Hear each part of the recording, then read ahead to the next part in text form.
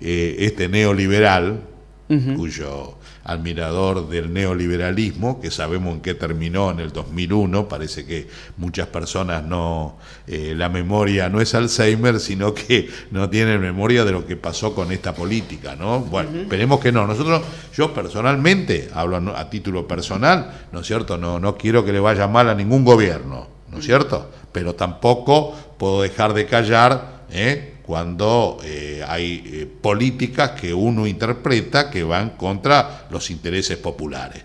Ahora, vamos a hacer tres cuestiones puso en el tapete: pobreza cero, unión de los argentinos, siempre voy a insistir en eso, así como el peronismo y el radicalismo en su expresión nacional, y el kirchnerismo era la justicia social, la soberanía política y la unidad económica. Acabamos tres ejes: pobreza cero, unión de los argentinos y la lucha contra el narcotráfico. Son los tres ejes que él dijo.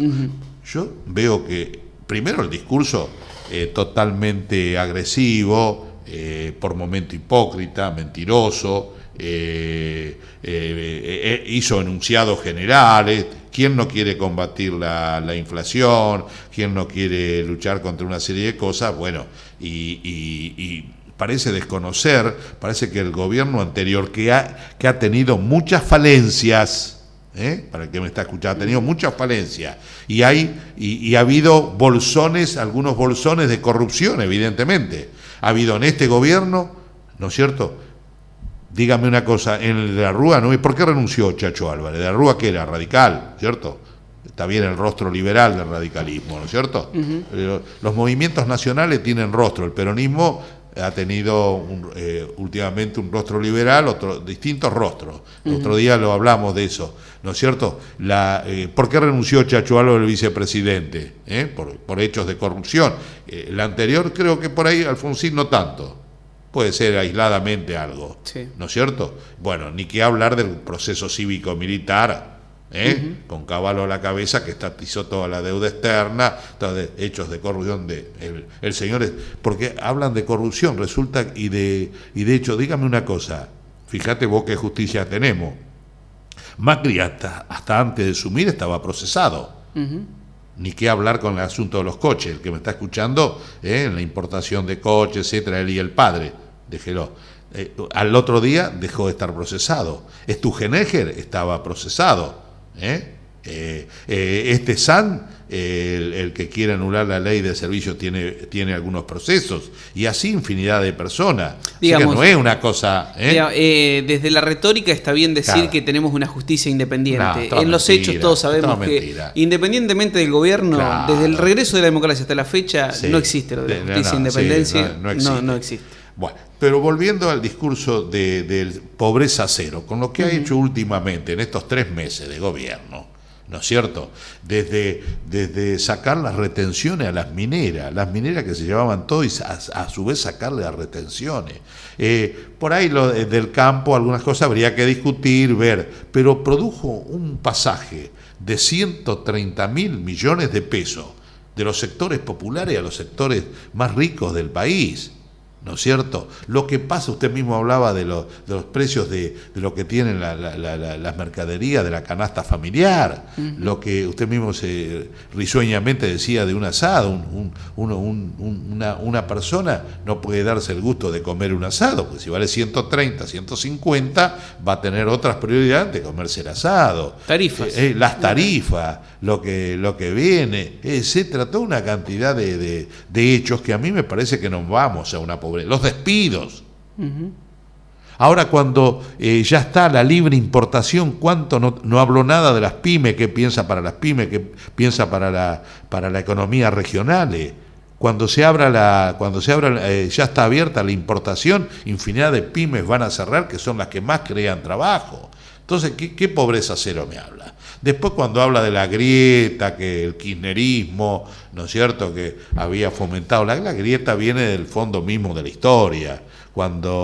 unitarios y federales. Claro, unitarios y federales, y más atrás también cuando descuartizan a Tupac Amaru, también, que fue una de las, en 1781, una de las expresiones libertarias de América Latina, ¿no es cierto? El fusilamiento de Dorrego, los fusilamientos, el avasallamiento de la casa de Irigoyen con destrucción de toda su casa, de sus muebles, de sus papeles, etcétera, el bombardeo del 55. La Revolución Francesa. Claro, entonces, ¿qué me vienen con la grieta? Y el último discurso de él no fue a favor de la unión de los argentinos, una cosa hasta bastante agresivo. Entonces, por ahí no pasa el asunto. Ahora vamos con los fondos buitre. Porque lo que quiere hacer, yo le pregunto a los que me están escuchando, si usted se endeuda con el Banco Provincia, con el Banco Nación, con el Galicia, es decir, llega un momento que ese endeudamiento es tan grande que su casa, usted tiene que vender su casa, que es lo que pasó en el 2001. Entonces, de una política de desendeudamiento, ¿no es cierto?, que habían hecho el gobierno anterior, a una política de endeudamiento, no sé en qué condición y cómo, ¿no es cierto? Y bueno, vamos a ver cómo va ahora la cuestión en el Congreso de la Nación, pero yo el horizonte no lo veo claro, digamos, yo lo veo turbio. Es un gobierno nuevo, que como todo gobierno hay que dejarlo andar para poder analizarlo en profundidad, pero ya hay una luz de alerta amarilla prendida. Claro, tiene una ideología neoliberal. ¿Qué hombres vinieron a los ministerios? Gente de empresa. No son gente de que se haya hecho en el barro político, aún con las deficiencias que pueda tener. Son de empresa, y son los gerentes de empresa, y manejar un país no es como manejar una empresa, ¿no es cierto? Entonces, sobra, lo echamos, esto, lo otro, que de aquí no se puede. Hay que poner la economía al servicio del ser humano, como dicen las grandes ideas políticas, el Papa, etcétera. La economía al servicio del hombre, no